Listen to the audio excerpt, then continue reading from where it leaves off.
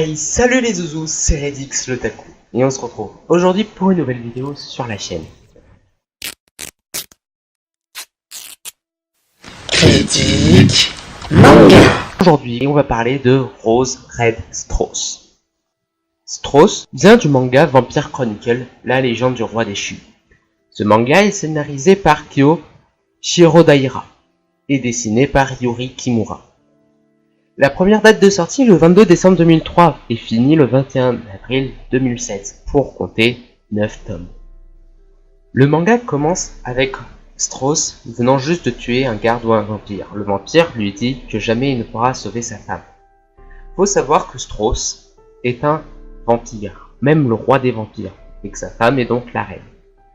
La reine s'est fait emprisonner à cause de sa magie destructrice qui a détruit tout un peuple.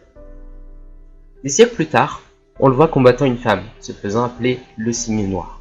Cette femme est une des nombreuses réincarnations du premier Cygne Noir. Et à chaque réincarnation, elle est plus forte que celle précédente. Bon, maintenant que j'ai installé cette base, partons sur l'histoire du roi vampire.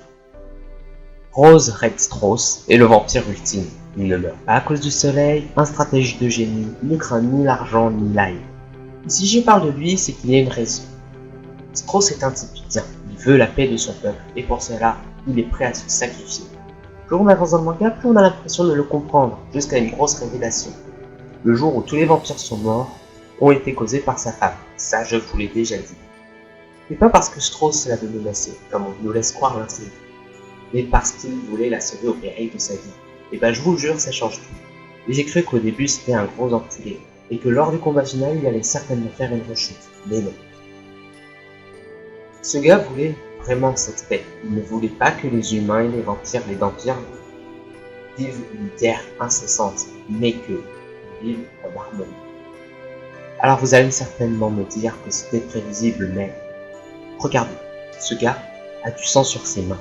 Dès le premier tome, on voit qu'il n'a pas de scrupules pour tuer une femme. Ensuite, durant tout le long de l'histoire, on a de plus en plus l'impression qu'il a envie de buter sa femme. Il a tué la première femme qu'il aimait. Mais non, rien de tout ça.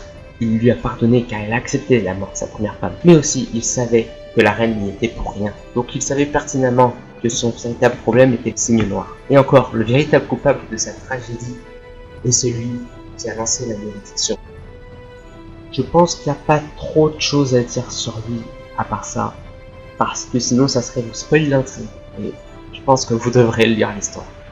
Je vous jure, c'est une expérience à faire au moins une fois dans sa vie. Vous n'aimez pas, c'est pas grave.